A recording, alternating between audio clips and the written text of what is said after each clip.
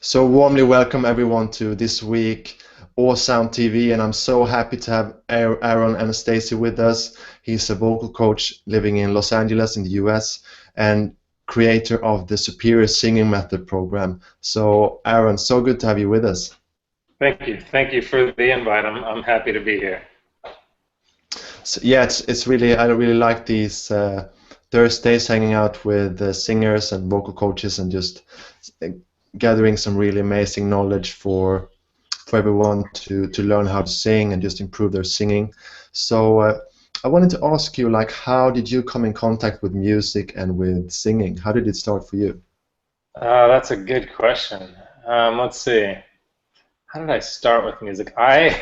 When I was a kid, I was actually at like a retreat. It was like some like kids camp, youth retreat. Let me go back because before that it was my dad was a huge Beatles fan, loved the Beatles and loved Simon and Garfunkel, and he played guitar and was a singer.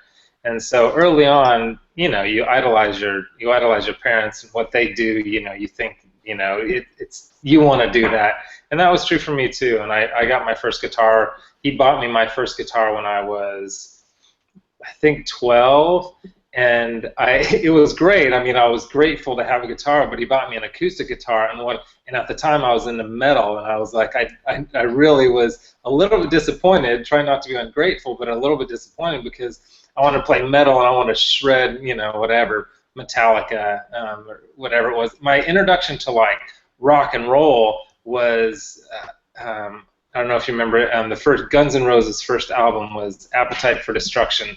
And I mean, that album, it just blew my mind. At the time, now it's whatever, but that was kind of my introduction. So James Taylor and Simon and Garfunkel. So naturally, as I started, I became more of a singer-songwriter, more folksy type of stuff. Because I had the acoustic, it kind of the the fact that my dad bought me an acoustic guitar, it directed my life more in a way of acoustic. And then later on, I got an electric and started playing more punk and stuff like that. But early on, I was destined to be a singer-songwriter since he bought me that acoustic guitar. That's cool. Like I also started in the guitar world, like starting playing guitar and got into singing much later because like we had a band and no one we had to just take turns on singing because no one Yeah. like we didn't have a singer. So Yeah, just a fun experience. yeah.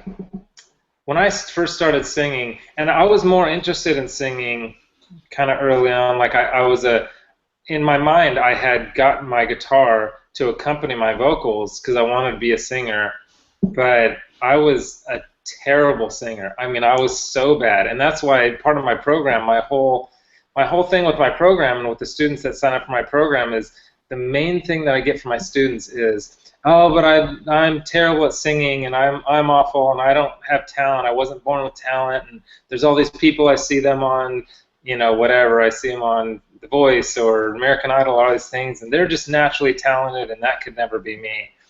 And it's not true. It's not true. I firmly believe, because it was personally true for me, and I mean hundreds and hundreds and hundreds of my students now, but even when I first started the program, I was like, I know this is true, that anybody could be a good singer. It's just a matter of, the right the right exercises, consistency with those exercises, learning the right techniques, and so on and so forth. So I guess that's my big encouragement to people is you can be a singer. It's just a matter of taking steps in that direction. And honestly, I think more than anything, it's a matter of getting over your fear and choosing, okay, I know there are steps, everything we want to do in life, there are steps to get there, but a lot of times it's the fears and the voices in our head, not the crazy voices, but like, our own, fears and those tapes that run in our head.